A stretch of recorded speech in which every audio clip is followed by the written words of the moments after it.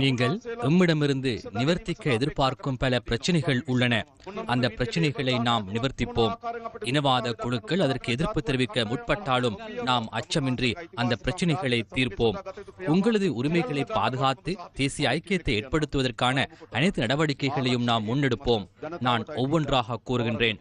முதலாவது, பாதுகாப்பு காரணத்துக்காக மக்களின் காணிகள் கையகப்படுத்தப்பட்டுள்ளன. தற்போது யுத்தம் ஒன்று நாட்டில் இல்லை.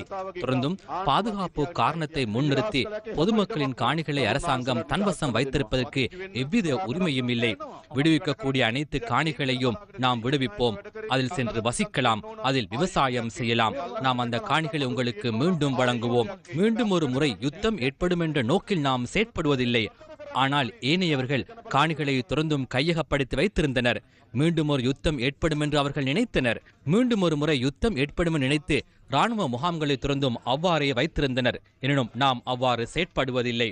மீண்டும் ஒரு யுத்தம் ஏற்படாது என்ற நிலைப்பாட்டிலேயே நாம் செயற்படுகின்றோம். அதுவே அரசாங்கத்தின் பொறுப்பும் கூட. அதே போன்று இந்த பிரதேசங்களில் அதிகளவிலான வீதிகள் மூடப்பட்டிருந்தன.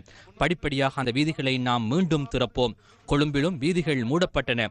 ஜனாதிபதி மாளிகைக்கு முன்பாகவும் எலரி மாளிகைக்கு முன்பாகவும் மூடப்பட்டிருந்த வீதிகளை கூட நாம் திறந்தோம். ஜனாதிபதி மாளிகை மற்றும் எலரி மாளிகைக்கு முன்பாக இருந்த வீதிகளை திறக்க முடியுமாயின் யாழ்ப்பாணத்தில் வீதிகளை மூடி வைப்பதற்கு எந்த உரிமையும் இல்லை. அனைத்து வீதிகளையும் திறப்போம். யாழ்ப்பாணத்தை நாம் வளமை நிலைக்கு கொண்டு வருவோம். காணாமலாக்கப்பட்ட தமது பிள்ளைகள் தொடர்பிலான பிரச்சினை உள்ளது என்பது எனக்கு தெரியும். உங்களது பிள்ளைகளை நீங்கள் அரசாங்கத்திடம் கையளித்திருந்தால், இல்லாவிட்டால் போலீஸ் நிலையம் ஒன்றில் ஒப்படைத்திருந்தால் அல்லது இராணுவ முகாம் ஒன்றில் கையளித்திருந்தால் அந்த பிள்ளைகளுக்கு என்ன நடந்தது என்பது தொடர்பில் கண்டறிய வேண்டும். அது ஒரு பொறுப்பு வாய்ந்த அரசாங்கத்தின் கடமையாகும். பெற்றோரின் வேதனை எனக்கு நன்கு தெரியும். சாதாரணமாக ஒருவர் உயிரிழந்தால் நாம் சடலத்தை காண்போம், இறுதிக்கிரியை செய்வோம், 2-3 வாரங்கள் கண்ணீர் வடிப்போம். சிறிது காலத்தில் ஓரளவு வளமை நிலைமைக்கு திரும்பி விடுவோம். ஆனால் ஒரு பிள்ளை காணாமல் போனார், அவ்வாறு அல்ல. அந்த பிள்ளை இன்னும் உயிருடன் வாழ்கிறார் என்று அந்த தாய் நினைக்கின்றாள். அந்த வேதனை எனக்கு நன்கு தெரியும். எனது உறவுமுறை சகோதரர்களும் காணாமல் போயுள்ளனர். எனவே அந்த பிள்ளைகளுக்கு என்ன நடந்தது என்பது பற்றி உண்மையை நாம் எடுத்துக் கூற வேண்டும். அது யாரையும் பழிவாங்கும் விடயமல்ல, எவரையும் சிறைக்கு அனுப்புவதற்கான விடயமல்ல. நல்லிணக்கத்துக்கு அது தேவைப்படுகின்றது. அரசாங்கம் என்ற வகையில் நாம் அதனை செய்வோம். யாழ் நூலகத்தில் கரும்புள்ளியாக பதிந்தொரு வரலாறு பதிவாகியுள்ளது. 83-81 ஆண்டுகளில் பல அழிவுகள் ஏற்பட்டன. ஒரு நூலகம் ஒன்றை அழித்தமை நம் அனைவரையும் இதயபூர்வமாக பாதித்தது. நூலகம் ஒன்றுக்கு தீ வைத்தமையே இனவாதத்தின் உச்ச கட்டமாக அமைந்தது. நாம் இந்த வருடம் 10 கோடி ரூபாவை யாழ் நூலக அபிவிருத்திக்காக ஒதுக்கியுள்ளோம். மாணவர்கள் கல்வி கற்பதற்காக நாம் அதனை செய்ய வேண்டும். அதனை நாம் செய்வோம். புராதன யாழ்ப்பாணத்தை சித்தரிக்கும் வகையில் அடுத்த வருடம் பல மாற்றங்களை நாம் ஏற்படுத்துவோம். புதிய ஓர் அபிவிருத்தி திட்டத்துடன் யாழ்ப்பாணத்தை மேம்படுத்துவோம். யாழ்ப்பாணத்துக்குள் பிரவேசிக்கும் பொழுது இவ்வாறான தோற்றம் இருக்க வேண்டும். கண்ணாடிகளால் அமைக்கப்பட்ட கட்டடங்கள் அல்ல.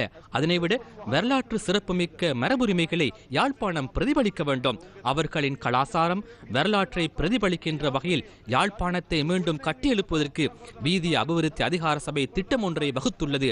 அடுத்த வருடம் அதற்கு நாம் நிதி ஒதுக்குவோம். புராதன வரலாற்றை பிரதிபலிக்கும் வகையில் யாழ்ப்பாணத்தை நாம் மீண்டும் கட்டியெழுப்புவோம்.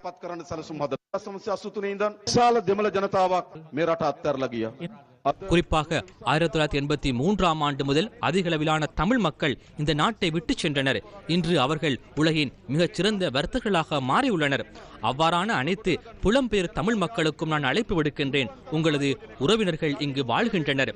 நீங்கள் பிறந்த மண்ணை இது. இந்த பூமியை கட்டியெழுப்புவதற்காக முடியுமான அளவு முதலீடு செய்யுங்கள். மீண்டும் வடக்குக்கு வருமாறு நான் அழைப்பு விடுக்கின்றேன். மீண்டும் இலங்கைக்கு வருமாறு அழைக்கின்றேன்.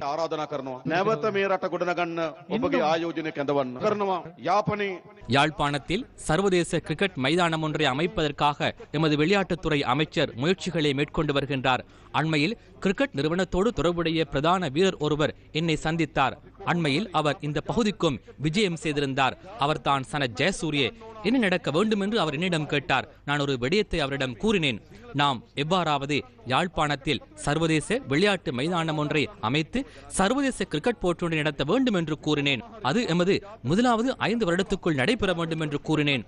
அந்த கிரிக்கெட் அணியில் தமிழ், முஸ்லிம், சிங்கள வீரர்கள் விளையாட வேண்டும். அனைத்து விடயங்களிலும் நாம் ஒன்றிணைய வேண்டும். அவ்வாறே நாட்டை கட்டியெழுப்ப முடியும். அவ்வாறே முன்னோக்கி பயணிக்க வேண்டும்.